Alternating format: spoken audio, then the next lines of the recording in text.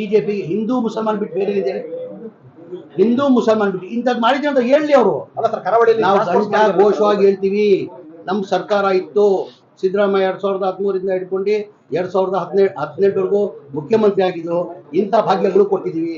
ಇನ್ನು 2023 2028ವರೆಗೂ ನಾವೇನ್ ಮಾಡ್ತೀವಿ, ಮುಂದಿನ ಚುನಾವಣೆಯಲ್ಲಿ ನಮ್ಮ ಸಾಧನೆಯನ್ನ ತೋರಿಸಿ ನಮ್ಮ ಮತ ಕೇಳಿ. ಸರ್, ಇದಕ್ಕೆ ಪೂರಕವಾಗಿ ಕುಮಾರಸ್ವಾಮಿ ಹೇಳಿಲ್ಲ, ನಾನು ಅದೇ ಪಕ್ಷದಲ್ಲಿದ್ದವನು. ಕುಮಾರಸ್ವಾಮಿ ಯಾವಾಗ ಹೇಳಿಲ್ಲ, ಪ್ರತಿ ಚುನಾವಣೆ ನಾವೇ ಸಾಧ್ಯ ಅನ್ನೋದು. 50 ಸಿದ್ದರಾಮಯ್ಯ ಅವರು ಇರುವಾಗ ಜನತಾದಳ ಪಕ್ಷದಲ್ಲಿ ಎಷ್ಟಿತ್ತೇಳಿ 2004 59 ಸೀಟ್ MLA ಗಳು ಇದ್ರು. ಆಮೇಲೆ ಕುಮಾರಸ್ವಾಮಿ ಮುಖ್ಯಮಂತ್ರಿ ಆದ್ರು, ಬಹಳ ಪಾಪ್ಯುಲರ್ ಆದ್ರು ಕುಮಾರಸ್ವಾಮಿ ಅವರು. ನಾನು ಆ ಪಕ್ಷದಲ್ಲಿ ಇದ್ದಿದ್ದು, ಅವ್ರು ಅವಾಗ ಮೇಲೆ ಆಗಿದ್ರು, ಬಹಳ ಪಾಪ್ಯುಲರ್ ಆಗಿದ್ರು. ಬೇಜಾರು ಮಾಡ್ಕೊಂಡ್ಬೇಡಿ, ನಾವು ಕೇಳ್ತಾರೆ, ಬಹಳ ಪಾಪ್ಯುಲರ್ ಆಗಿದ್ರು. ನಾನು ಆ ಪಕ್ಷದಲ್ಲಿದ್ದೆ. 2007ರಿಂದ 8ವರೆಗೂ ಕುಮಾರಸ್ವಾಮಿ ಅವರು ಮುಖ್ಯಮಂತ್ರಿ ಆಗಿದ್ರು. ಆದರೆ ಸಿಕ್ಕಾಪಟ್ಟೆ ಪಾಪ್ಯುಲರ್ ಆಯಿತು. ಏನಾಯ್ತು, 28ಕ್ಕೆ ಬಂತು. ಅದು ಇದುವರೆಗೂ ಕುಮಾರಸ್ವಾಮಿ ರೀಚ್ ಮಾಡೋಕ್ಕಾಗಲಿಲ್ಲ. ಸಿದ್ದರಾಮಯ್ಯ ಜನತಾದಳದಲ್ಲಿರುವಾಗ ಏನು 59 ಸೀಟ್ ಬಂದಿತ್ತು, ಆ ಕುಮಾರಸ್ವಾಮಿ ಅದಕ್ಕೆ ರೀಚ್ ಮಾಡಿಲ್ಲಲ್ಲ. 59ಕ್ಕೆ ಬಂತು, 40ಕ್ಕೆ ಬಂದ್ರು, ಈಗ ಎಷ್ಟಿದೆ, 19ಕ್ಕೆ ಬಂದಿದೆ. ಅಂದ್ರೆ ನೆಕ್ಸ್ಟ್ ಅದಿನೇ ಆಗೋದು. ಮುಂದಿನ ಸರ್ಕಾರ ರಚನೆ ಮಾಡ್ತೀವಿ ಅಂತ ಈಗ ನಮ್ಮ ಸ್ನೇಹಿತರು ಅದೇ ಪಕ್ಷದಲ್ಲಿರೋದು. ಆ ಪ್ರಶ್ನೆ ನಾನು ಇವ್ರನ್ನ ಕುಣಿಸ್ಕೊಂಡು ಕೇಳ್ಬೇಡಿ. ನಮ್ಮ ಪಕ್ಷ ಹೈಕಮಾಂಡ್ ಪಕ್ಷ. ನೆಕ್ಸ್ಟ್ ಅಂತೂ 100 ಇವತ್ತು ಬರ್ದಿಕೊಳ್ಳಿ.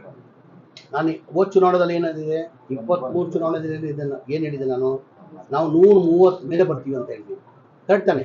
130. ಈಗ 145 ನಾವು 136 ಬಂತು. ಈಗ 3 ಬೈ ಎಲೆಕ್ಷನ್ ಜನ ಏನು ಗೆಲ್ಸು 3 ಸೀಟ್ ಬಿಜೆಪಿ ಗೆಲ್ಬೇಕಾಗಿತ್ತಾನೆ.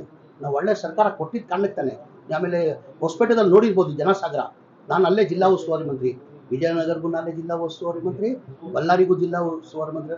ನಾನು ನಿರೀಕ್ಷೆ ಇಟ್ಟಿರಲಿಲ್ಲ. ನಾನು ಏನಿದ್ರು 1.5-2 ಲಕ್ಷ ಜನ ಬರ್ಬೋದು. ವಾಲಂಟ್ರಿ ಜನ ಬಂದ್ರು.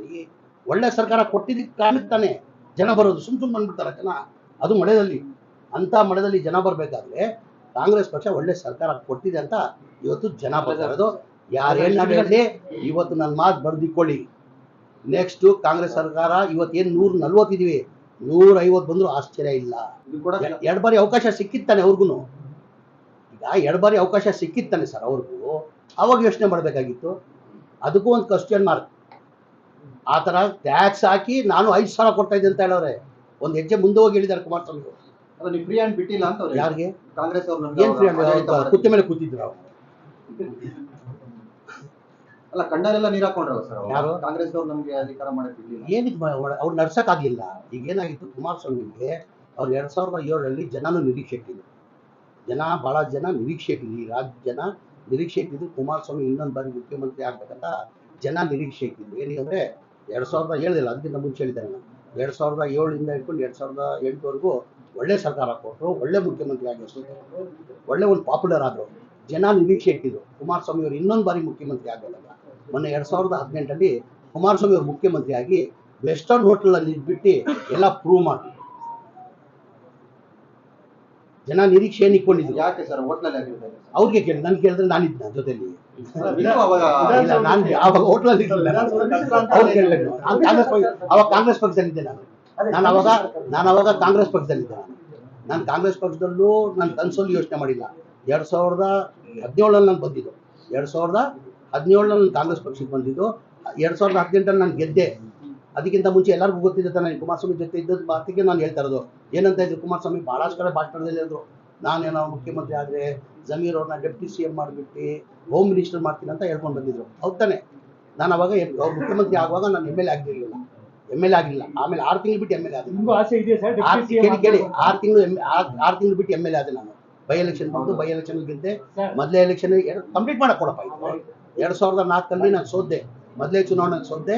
2005ರಲ್ಲಿ ಬೈ ಎಲೆಕ್ಷನ್ ಬಂತು, ಬೈ ಎಲೆಕ್ಷನ್ ಗೆದ್ದಾದ್ಮೇಲೆ ಕುಮಾರಸ್ವಾಮಿ ಅವರು ನನಗೆ ಮಂತ್ರಿ ಮಾಡಿದಿಲ್ಲ ಅಂತಲ್ಲ. ಏನು ಖಾತೆ ಕೊಟ್ಟಿದ್ರು? ಬರೇ ವಫ್ ಖಾತೆ ಕೊಟ್ಟಿದ್ರು. ಏನು ಖಾತೆ? ಎಷ್ಟು ಅಭಿಮಾನ ಪ್ರೀತಿ ಕೊಂಡವ್ರು ನೋಡಿ ಅವರು. ಏನು ಕೊಟ್ಟಿದ್ರು?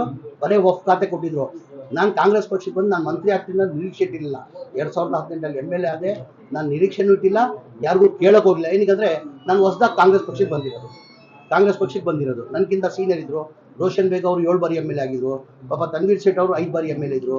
ಹಾರಿಸ್ ಅವರು 3 ಬಾರಿ MLA. ಅವ್ರನ್ನ ಇಟ್ಕೊಂಡು ನನ್ಗೆ ಹೆಂಗೆ ಮಾಡ್ತಾರಂತ ಕಾಂಗ್ರೆಸ್ ಪಕ್ಷ ನನ್ನ ಗುರುತಿಸಿ ಮಂತ್ರಿ ಮಾಡಿ 4 ಖಾತೆ ಕೊಟ್ಟಿದ್ರು ಅವಾಗ. Food and civil supplies, consumer affairs, Waqf, Haj, minority. ಏನು ಕುಮಾರಸ್ವಾಮಿ ಅವ್ರು ಕೊಟ್ಟಿಲ್ಲ? ಈಗ ತಿರ್ಗಾ ಈ ಬಾರಿ ನಾನು ನಿರೀಕ್ಷೆ ಇಟ್ಟಿಲ್ಲ, ಈ ಬಾರಿನೂ 3 ಖಾತೆ ಕೊಟ್ಟಾರ ಕಾಂಗ್ರೆಸ್ ಪಕ್ಷ. ಇದಕ್ಕೆ ಕಾಂಗ್ರೆಸ್ ಪಕ್ಷ ಅಂತ ಇಲ್ಲ. ಮತ್ತೆ ಸತೀಶ್ ಜಾರಕಿಹೊಳಿ ಹೇಳ್ತಾ ಇದ್ದಾರೆ ದಲಿತ ಸಿಎಂ ಆಗ್ಬೇಕು ಅಂತ ಹೇಳ್ತಾರೆ. ಪ್ರತಿ ಬಾರಿ ಆ ಸಿಎಂ ಬದಲಾವಣೆ ವಿಚಾರ ಬಂದಾಗ ಈ ವಿಚಾರ ಯಾಕೆ ಅಂತ ಎಲ್ಲಾರ್ಗೂ ಆಗ್ಬೇಕಂತ ಆಸೆ ಇಟ್ಕೊಂಡ್ರೆ ತಪ್ಪಿಲ್ಲ. ನಮ್ಗೆ ಏನಿದ್ರು ನಮ್ಮ ಕಾಂಗ್ರೆಸ್ ಪಕ್ಷ ಬಂದು ಇವತ್ತು ಇದೆಲ್ಲ ಚರ್ಚೆ ಆಗ್ಬೇಕಾದ್ರೆ ಯಾವಾಗ ಮುಖ್ಯಮಂತ್ರಿ ಕುರ್ಚಿ ಖಾಲಿ ಇದ್ರೆ, ಮುಖ್ಯಮಂತ್ರಿ ಕುರ್ಚಿ ಖಾಲಿನೇ ಇಲ್ಲಲ್ಲ, ಸಿದ್ದರಾಮಯ್ಯ ಅವ್ರು ಕೂತಿದ್ದಾರೆ ಆ ಕುರ್ಚಿಯಲ್ಲಿ. ಈಗ ತೀರ್ಮಾನ ತಗೊಳ್ಬೇಕಾದ್ರೆ ನಾವು ನೀವು ತಗೊಳಕ್ಕಾಗಲ್ಲ. ನಮ್ಮ ಪಕ್ಷ ಹೈಕಮಾಂಡ್ ಪಕ್ಷ. ಹೈಕಮಾಂಡ್ ಏನ್ ನಿರ್ಧಾರ ತಗೊಂಡಾಗ ಆ ಗೆರೆ ದಾಟ ನಾವೆಲ್ಲ ಯಾರು ಗೆರೆ. ಅವ್ರು 5 ವರ್ಷ ಆಗಿರ್ತಾರ ಸರ್? ನಾನು ಹೇಳ್ತಾರ ಖಾಲಿ ಇಲ್ಲ, ಈಗ ಚರ್ಚೆನೇ ಏನಿಕ್ಕದು, ಚರ್ಚೆನೇ ಬೇಕಾಗಿಲ್ಲಲ್ಲ. ಡೈರೆಕ್ಟ್ ಆಗಿ ಹೇಳ್ತಾ ಇದ್ರಿ ಖಾಲಿ ಇದೆ.